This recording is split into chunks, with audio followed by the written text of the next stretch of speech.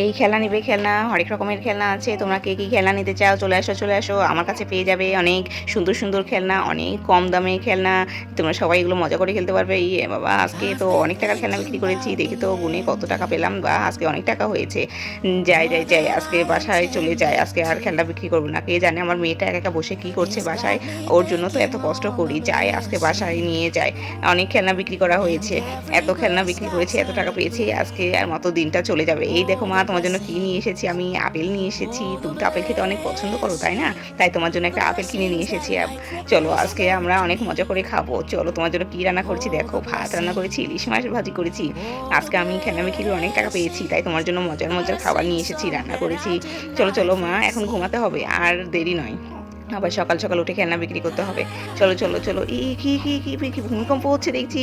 আল্লাহ, বাড়ি ঘরের কাঁপছে, ভেঙে চুরে যাবে বোধ হয়। এই কি ভূমিকম্প থেকে শুরু হয়ে গেল আবার? কি, বাঁচাও বাঁচাও, কে আছো?